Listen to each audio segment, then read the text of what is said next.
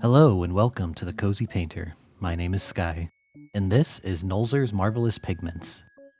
This box contains 10 paints by the Army Painter, and one unprimed miniature made by Gale Force 9 in partnership with Wizards of the Coast.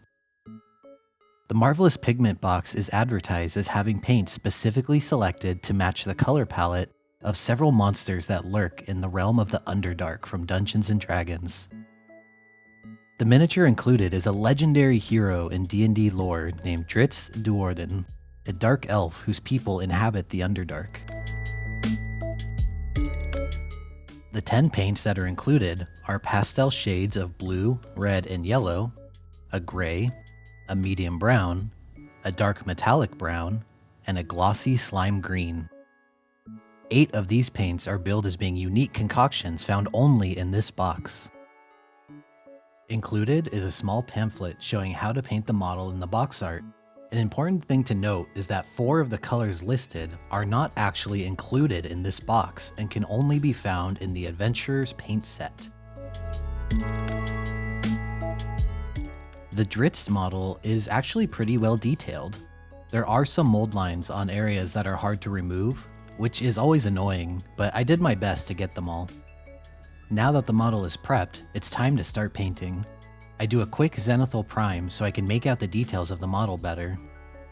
The white primer that I use here is going to come in handy later because there's actually no white included in the box, and there are aspects of this model that do need to be painted white.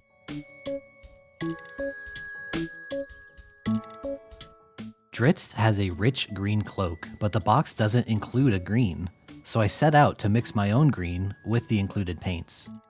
Because these paints are all pastels, it's difficult to get a really rich, saturated color. This will be a common issue throughout the painting process. The majority of the paints included in the box are relatively thin, usually needing at least 3 coats to get solid coverage. I paint the cloak with my green base coat, then I paint the darkest blue that I can manage into the shadows. The cooler blue shadows should help enhance the limited contrast that I can achieve with the warmer green and yellow.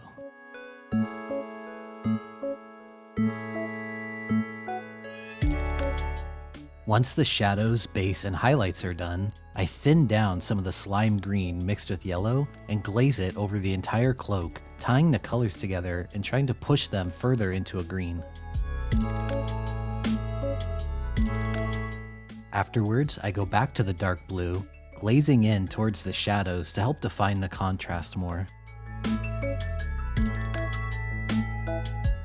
Next, I begin working on the dark purple cloth beneath his leather armor. I base coat using the default purple, then I mix in some brown into that purple to get as dark a color as I can manage to glaze into the shadows. Once that's done, I take the default purple, mix in a little yellow and pink, and create the highlight. I pick out the larger folds of the cloth, repeating this step a couple times with a narrower focus to build up the variation. After the highlighting is done, I do an all-over glaze of the default purple to unify the colors.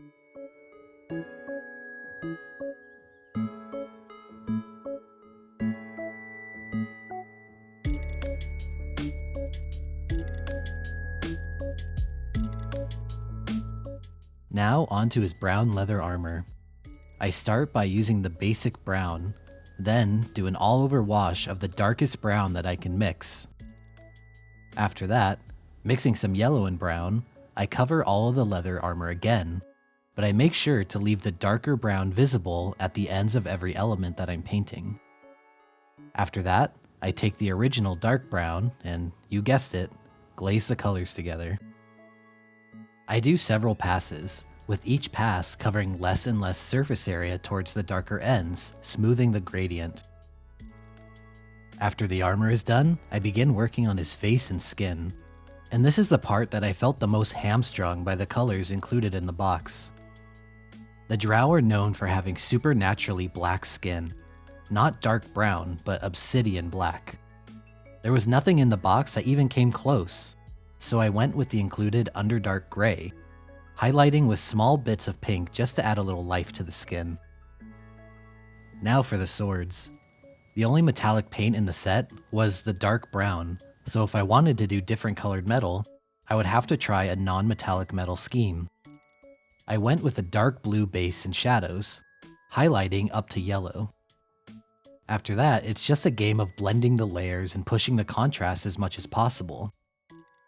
The blue sword came out pretty decently, but the brown and yellow one didn't really read as metal as much as I would like. All that's left now is the base. I saw a video by Sam Lenz a while back where he's giving advice on some simple basing technique. Mr. Lenz created a gradient from the front focal point of the model towards the back, progressively getting darker. I played around with this idea, going from a light blue at the very front to a dark bluish purple towards the back. After that, I lightly dry brushed pure yellow to catch the sculpted detail on the base. Finally, I painted the base rim brown and the mini's finished. Considering the limited color palette I had to work with, I'm pretty happy with how Drizzt turned out. There's an idea in design and art where having limited options will force you to be more creative than you would have otherwise been. This project really made me think outside of my usual process and helped me grow as a painter. That being said, I believe that if you're going to include a model in your paint set, especially one of a well-loved character, you should be able to paint that model to look like that character, using only the paints included in that product.